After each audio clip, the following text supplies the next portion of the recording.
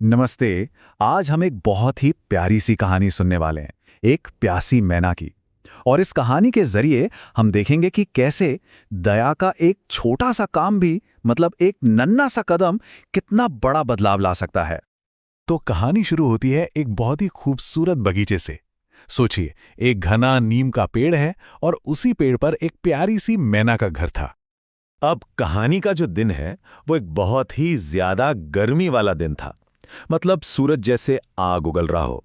और ऐसे में बेचारी मैना को जोरों की प्यास लग गई। तो वो सीधी उड़कर पहुंची बगीचे के नल के पास। ये उसकी, कह सकते हैं, रोज की जगह थी। उसे पूरी उम्मीद थी कि हमेशा की तरह वहां पानी मिल ही जाएगा। पर अफसोस, वहां पहुंचकर उसकी सारी उम्मीदों पर पानी फिर गया। नल एकदम सूखा पड़ा था। अब तो पानी के लिए कहीं और ही जाना पड़ता। तो बस यहीं से शुरू होती है मैना की पानी की तलाश, उसकी बेचैन उड़ान। लेकिन वो इस सफर में ज्यादा देर अकेली नहीं रहने वाली थी। उड़ते उड़ते उसे सबसे पहले एक तोता मिला। तो मैना ने बड़ी उम्मीद से उससे पूछा, भाई, कहीं पीने के लिए पानी मिलेगा क्या? तोते ने भी एक उम्मीद की किरण दिखाई। उसने कहा, अरे हाँ, पास में जो जामुन का पेड़ है ना, उसके नीचे एक घड़ा रखा है। चलो वहीं चलकर पानी पीते हैं। और बस दोनों साथ में उड़ चले।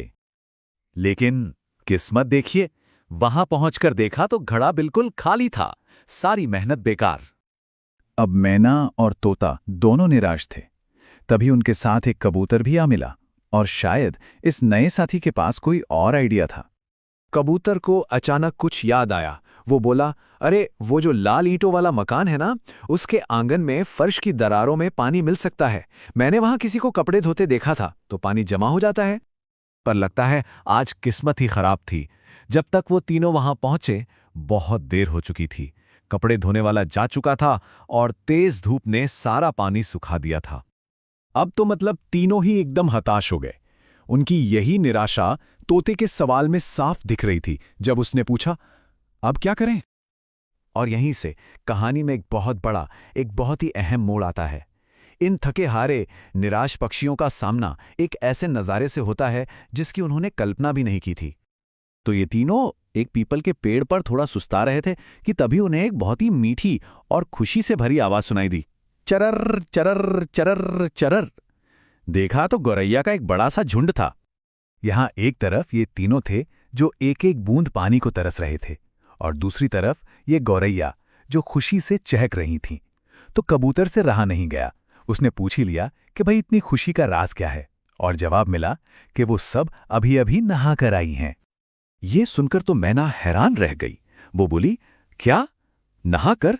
कमाल है। हमें तो यहां पीने के लिए एक बूंद पानी नहीं मिल रहा। उनमें से एक गौरैया ने उनकी हालत देखी तो बोली, अच्छा, तो हमारे साथ आओ। और फिर वो मैना, तोते और कबूतर को अपने साथ एक नई जगह ले चली। और बस अब उस जगह पहुंचकर इन गौरैयों की खुशी का राज खुलने वाला था। एक ऐसा राज जिसे हम कह सकते हैं दया का पात्र। जब वो वहां पहुंचे तो नजारा देखने लायक था। एक बहुत ही प्यारा सा आंगन, रंग बिरंगे फूल, हरे भरे पौधे और उनकी ठंडी छांव में रखा था पानी से लबालब भरा मिट्टी का एक बड़ा सा कुंडा। और कमाल की बात यह थी कि पानी सिर्फ गौरैयों के लिए नहीं था। वहां एक गिलहरी भी पानी पी रही थी। कुछ तितलियां भी थीं। मतलब कई छोटे छोटे जीव अपनी प्यास बुझा रहे थे। ये तो जैसे गर्मी में एक छोटा सा नखलिस्तान हो। ये सब देखकर मैना की हैरानी और बढ़ गई। उससे रहा नहीं गया और उसने पूछ ही लिया, ये इतना बड़ा पानी का कुंडा यहां रखा किसने है?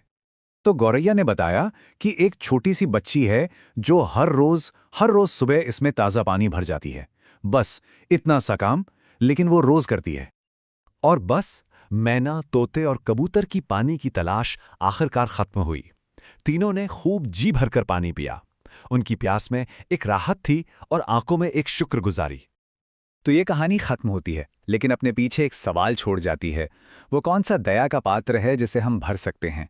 वो कौन सा छोटा सा काम है जो हमारे आसपास की दुनिया के लिए अच्छा हो और शायद अच्छाई की एक लहर शुरू कर दे?